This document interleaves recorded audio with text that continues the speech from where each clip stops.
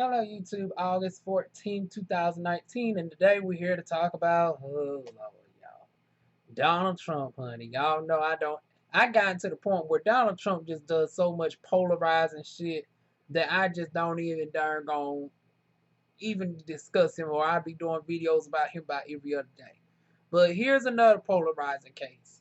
He has recently tried to expand on cutting people off of food stamps, and I'm talking about including limiting the elderly, um, disabled veterans, college students by cutting the overall budget. So people who actually automatically qualify, like full-time college students, the elderly, disabled, veterans, he's still cutting he's still trying to cut those benefits as well for those people.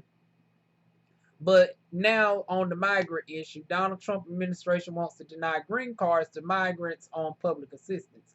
Now this might be a bittersweet one because depending on how he phrases this, I might actually be on board with Donald Trump on this. I know that's rare for me to say because usually Donald Trump, he just be on one.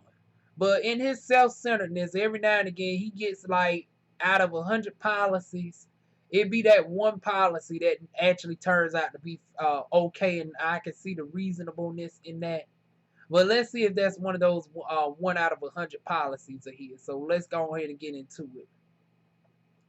So the article from USA Today says Washington President Donald Trump administration issued a new rule that would enable officials to not deny green cards to migrants if they believe the recipients will receive public assistance like food stamps, Medicaid, or housing vouchers.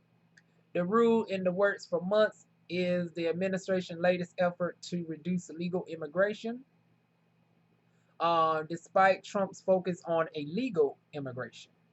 Yeah, the irony of that, I thought we were supposed to get rid of the illegals, but once again, Trump keeps proving and make it hard for people who actually are trying to come here through the right ways, where you're trying to essentially force people to come through the illegal. But just my 2 cents on that. Um, but it goes to show, despite Trump's focus on illegal immigration, officials say the move is intended to ensure those approved for legal residency support themselves to benefit to protect benefits for American citizens. Immigrants must financially self-sufficient. Must be financially self-sufficient, Trump said in a statement. The rule, which would take effect October 15th, so wasting no time, honey, allows customs and immigration officers to consider public assistance in deciding whether to grant legal assistance, along with other factors like health, education, and household income. In addition to considering whether an applicant currently receives benefits, they will also determine whether there is a likelihood that person will do in the future. That's where it gets problematic for me, but I'm going to explain once we finish this article. Administration officials said they had no estimates of how many people could be affected. Critics have accused the Trump administration of seeking to reduce the number of legal immigrants through what the government calls a public charge rule. They also accused the administration of targeting poor people and legal immigrants who are seeking to gain a foothold in the U.S. economy, which I can see some validity to those claims as well. So going on further, in a tweet, the National Immigration Law Center described the proposal as a race-motivated wealth test on immigrant families seeking a healthy, stable future in the U.S. If this goes into effect, it will have a devastating impact on millions. We will fight back to stay tuned for updates. Ken Consinelli, acting director of U.S. Citizenship and Immigration Services, said the purpose of the rule is to promote self-sufficiency among the immigrant population. Okay, so scroll down some more, honey. This old good lengthy article, honey.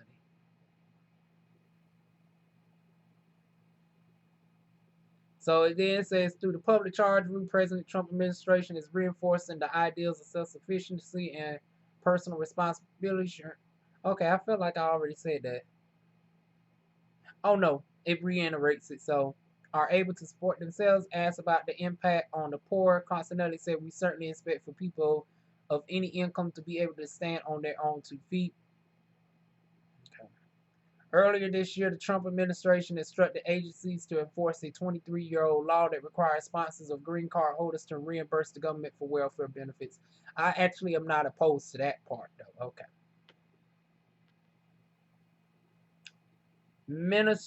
Administration officials noted that the rule is required by immigration law signed by President Bill Clinton in 1996. Does not necessarily mean that it was good back then either, even though it was under a Democrat. Y'all know I don't play them partisan games. If it's wrong on either side, I call it out on either side. But y'all get my thoughts once we finish.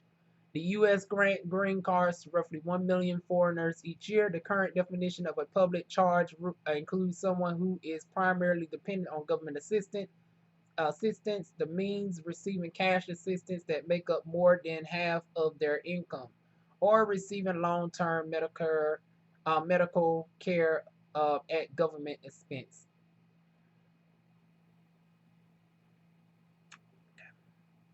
The new definition, which has not yet gone into effect, will dramatically expand that definition to include any immigrant who receives even small amounts of government aid. Oh, come on now, Trump. That includes non-cash benefits such as use of the Supplemental Nutrition Assistance Program known as food stamps, the good old EBT card, Medicaid in non-emergency situations, and Section 8 housing and rental assistance. Okay, now I actually agree on the darn on Section 8 and rental assistance, because it's like, now you should be efficient enough to get your own darn on house and stuff, but I'm going to give some pushback in favor of some immigrants in a moment. Okay, looks like that's the end of the article. So let me give my thoughts on this. Okay, I'm overall 50-50 on this issue. First, let me start off by saying I am definitely here for um, putting some restrictions on people just coming in and expecting them to be on government assistance. If you think you can just come here and get benefits and then it's not seen as negative, but then when black folks who are actually born here, who are economically deprived, who are racially oppressed and is alienated from jobs due to our hair being kinky, our skin being dark, we have an ethnic sounding names, we growing up in darn on urban neighborhoods that are stereotyped, everything else. And when we have to resort to those government assistance, which due to all of those, strenuous, tumultuous circumstances put on us, we are looked down upon. But then you have brown skinned folks and black skinned folks who come here who are foreigners, and it's just seen as a temporary step up. So I don't like that double standard. However, when it comes to ones that are here who are working, I do believe if they are paying into the system and they are contributing to those benefits, then just like any other American citizens, if they become naturalized citizens, if they become unemployed, they have the right to those government assistance. So let me say that again. For the ones who come here and become naturalized citizens, and if they are darn gonna making well over $50,000 a year, they got a job, and by whatever reason they get disabled on the job, or if they are a veteran, because we see that our veterans are not really getting paid what they should, and there's a lot of veterans that have to be on food stamps. So I don't think it's fair if a Mexican becomes naturalized, they enroll in the army, and then due to whatever the of reason y'all are not paying the darn on veterans properly, they had to go for government assistance just because they weren't born here. They should be entitled to the assistance if they paid into it. So I believe that that should be the stipulation. Now, as far as preventing them from getting it, period, now I'm not for that. Now, the ones who just come here and they think they're just going to get it off the rip, and then there's no payback. No. Because every other country is actually a little bit more strict on this, where you got the darn gonna come in set up.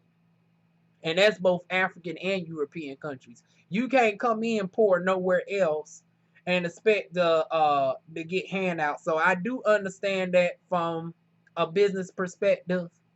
However, from the way our laws are set up, I don't see permanently darn on ostracizing them from being able to get the benefits under the circumstances of if they are disqualified. So the preconceived notion of you determining who qualifies and who don't qualify for the future. It's like if they qualify right there at that moment, I can understand denying them. But you darn gonna stereotyping and making a future call that if in the future they are perceived that they might fall on hard times. And then that's gonna affect the black ones more than anything. They're gonna look at those Africans and they're going perceive them to be on hard times, even though the Africans are the ones over here really doing the most, and from doctors work and everything else. So Africans are not to be looked down upon. However, we know for a fact that they would look down on the Africans first and foremost, then the Hispanics second. Because you see with the Democratic darn debates, they were speaking in Spanish and everything. Every time they go naming off countries, they go naming off El Salvador, Ecuador, like they go naming off Puerto Rico and every Guam and all these Hispanic countries, but they don't never mention Libya. They don't never mention the Sudan, and these two countries are going through legal slavery in 2019. Now that is a public doggone atrocity. Slavery in 2019. If they make it all the way across the water, you got the Hispanic countries blocking those black people from even darn being able to take those same pathways to even come into the country. Yet your ass as a collective is coming in, and then you want to have a handout on a long-term basis. So I am with Trump that, oh no, you don't get it.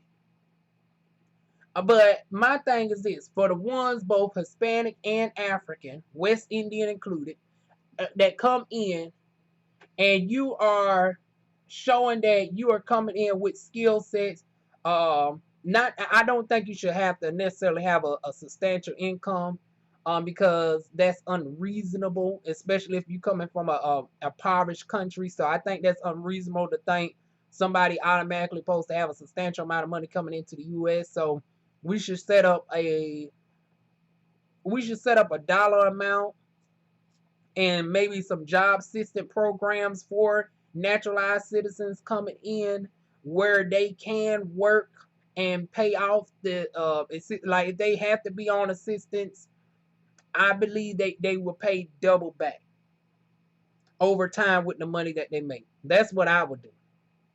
If you need government assistance upon coming into the country, there will be for immigrants of all backgrounds.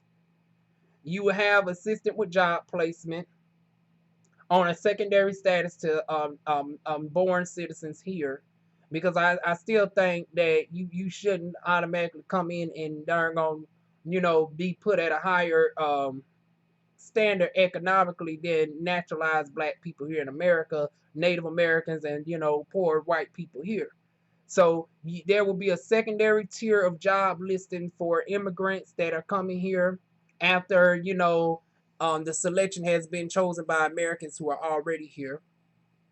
You secure that job, and then once you're at a level where you no longer are qualified for assistance, if we decide to let them keep the assistance upon coming in, they will pay the double the amount that they have back until that amount is paid off.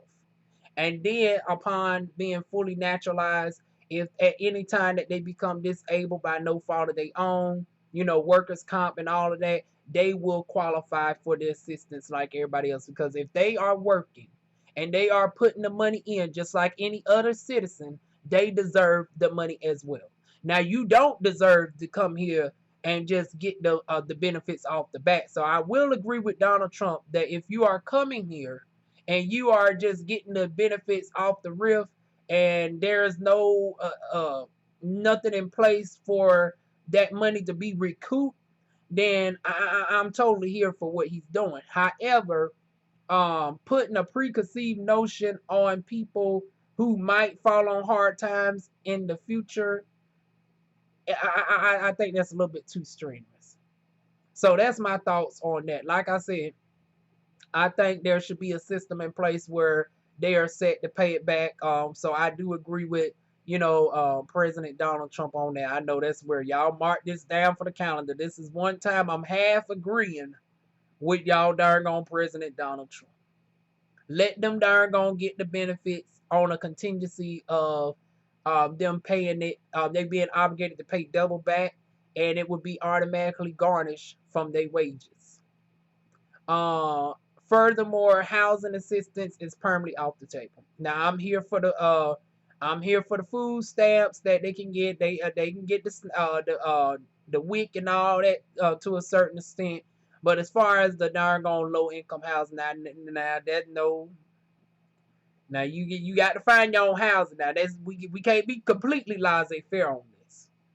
And if you are coming here, the darn going pursue the American dream, or you are escaping from atrocities such as modern day slavery, or the high violence that are in the areas of Ecuador that is not the protection, because I know there's a protection area in was it Ecuador or El Salvador? Y'all, my Spanish folk correct me, but in one of those two countries, there's a protection area where the gangs do not, violate the area because of the fear of retaliation from the higher power of above. So I guess they are some gangsters with a biblical conscience. That one area of El Salvador or Ecuador that is of the Christian faith, they do not target that area. That's deemed a sanctuary land. For the Spanish version of the Most High that they believe in their doctrine. But everywhere else is subject to darn on raping and pillaging and terror and everything else. And I will address how we need to deal with that issue as well in another video. But as far as the ones who are coming here, like I said, I agree with they shouldn't be qualified for the housing aspect. Unless I will say this. They will qualify for housing. Let me see. Let me read this again, because legal immigrant, I'm assuming these are the ones that are still in the documentation progress and not naturalized citizens. So I would only say if they are fully naturalized. But if we're talking about legal immigrants who are, their cases are still pending, I definitely agree that housing should be off the table. No. You should at least come in with a contingency plan of being able to fund a house. Like, come to the South. Don't go to New York. Don't go to no place where a one bedroom is going to cost you $1,400. Bring your ass down to the South, where for $700 you can find a 3 bedroom house with a garage, and start off from there with your family. If you coming in with a family of 5, 6, 7, 8, it would be more economically beneficial for you to start off in the South. If as opposed to going to California, where you're going to be in a 800 square foot apartment, and that shit's going to run you like $2,000. But you coming from darn on an area where your skill set ain't gonna make you justify to pay that off the bat. Like, come on now, we got to be smart with this. So take yourself to Virginia, Texas, North Carolina, Louisiana, Alabama, Mississippi, Kentucky, all those areas in the East Coast, the South, honey, up to the Midwest. But once you get up north and once you get out west to like California, oh, California. Honey, California gonna kick your ass. And so is San Francisco. San Francisco gonna give you the electric slide. Honey, it's gonna electric slide your ass way back across the river. So, yeah. Come in and look at the states and the pricing of the average standard of living and factor that into where you will move to. And then from there, like I said, we should have a secondary job assistant placement programs for these legal immigrants who may need it. They get the job, they pay back double the benefits. I mean, pay back whatever benefits they got and double the amount. And that's how it should be done. But as far as coming in, like I said, coming in and getting it off the riff with no paying it back at all, and it's taken away from disabled veterans who are here, white, black, Native American, Hispanic, whatever have you, that's just wrong. Being looked at more favorably than darn gone black American citizens here, no. So we got to make it fair and equal across everybody across the board, and I think my way is the best way to do it. But if you have a different way of this, y'all leave it down below. But that's how I would personally do it. I would darn gonna let them keep the government assistance for the ones who are coming here through the legal channels and just have them pay double the money back. And then, like I said, take housing off of it, but they can have the food stamps, the WIC, and all of that. But what y'all think about that? I think that's more than fair. I think that's more than fair. And then upon them finally getting their naturalized citizen, then they can qualify.